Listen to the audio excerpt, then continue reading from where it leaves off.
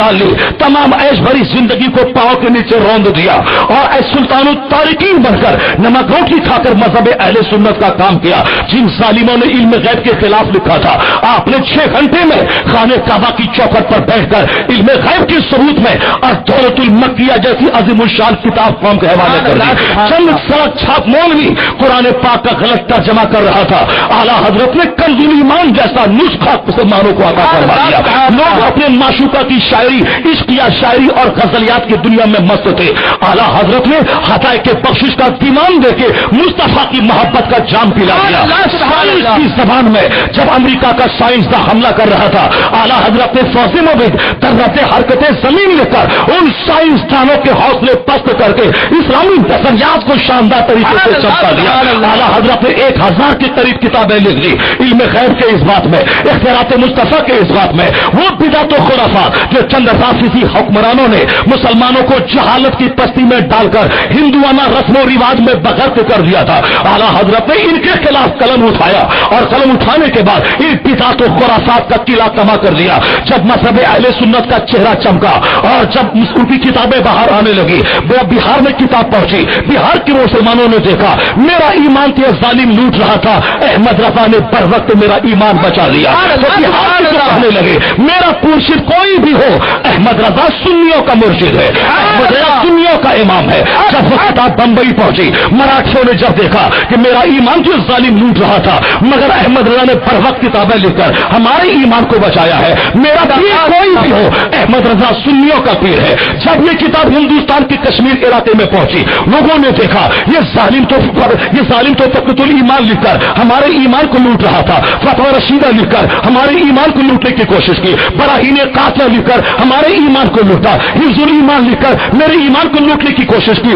احمد رضا نے فتوی رضیہ دے کر ہمارے ایمان کو بچایا ہے. وہ کہنے لگے میرا پیر چاہے کسی خانقاہ کا ہو، احمد رضا سنیوں کا پیر ہے.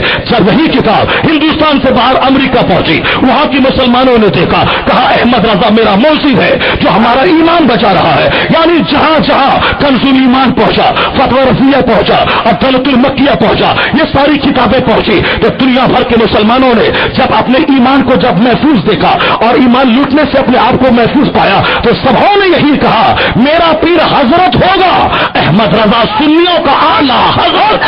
عشق محبت عشق محبت اعلیٰ حضرت اعلیٰ حضرت عشق محبت عشق محبت اعلیٰ حضرت اعلیٰ حضرت.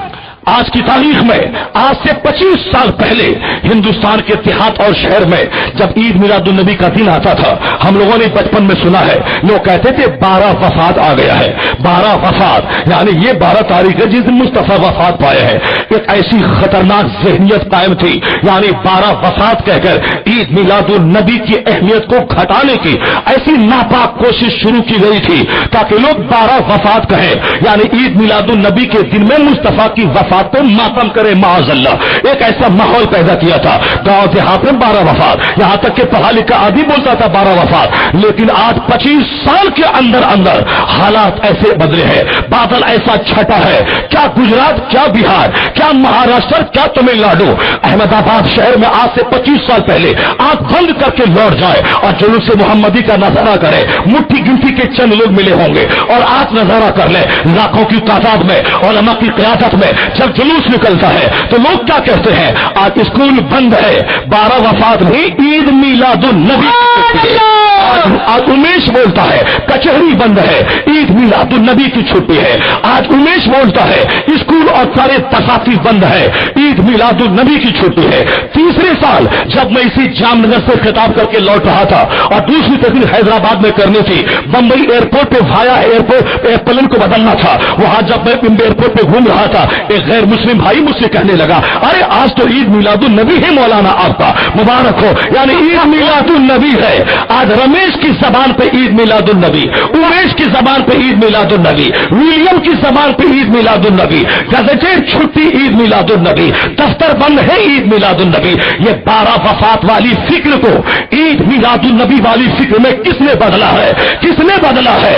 90% اس کے پیچھے ہاتھ امام احمد رضا کا. سبحان اللہ سبحان اس لیے کہ اعلیٰ حضرت نے 100 سال پہلے کہا تھا، جب کسی کے دماغ میں یہ بات وہم و خیال میں نہ تھی، اعلیٰ حضرت نے کہا تھا خاک ہو جائے عدو جل کر، مگر ہم تو رضا، دم میں جب تک دم ہے ذکر ان کا سناتے جائیں گے، دم میں جب تک دم ہے ذکر ان کا سناتے جائیں گے۔ رضا نے کہا تھا فرش والے تیری شوکت کا علو کیا جانے، خسروا عرش پہ اڑتا ہے پھریرا تیرا۔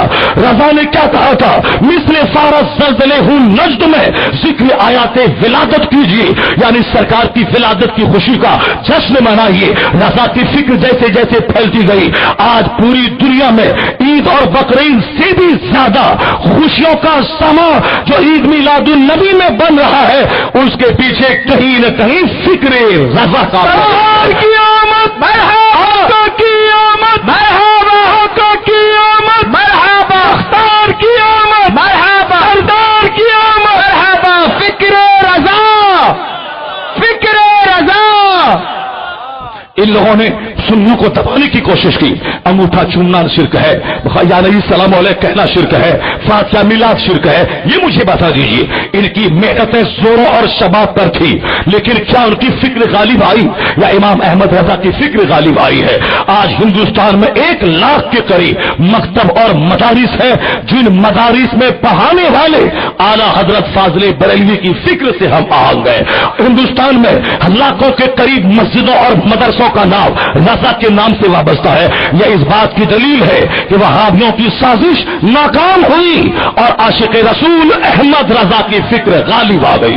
یہی وجہ ہے کہ جو اس سچائی کو جانتا ہے، جو ان کی کتابوں کا مطالعہ کرتا ہے، اعلیٰ حضرت صرف ایک معمولی ولی کامل ہوتے تو ان کی قبر پہ چادر چڑھتی، ان کا بھی میلہ لگتا، عرس میں لوگ آ جاتے۔ چادر چڑھا دینا یہ محبت کا اظہار ہے، اس سے کوئی دین کا کام نہیں ہوتا ہے۔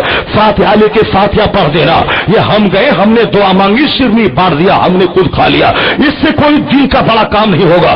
ہم نے 11ویں کا بکرا ذبح کیا، ایک دیگ نہیں 50,000 دیگ میں نے بریانی بنا کے غریبوں کو کھلا دیا، لوگ کھائے، کا پیٹ بھر گیا، آرام مل گیا، اس سے دین کا کام نہیں ہوتا ہے۔ دین کا کام کس سے ہوتا ہے؟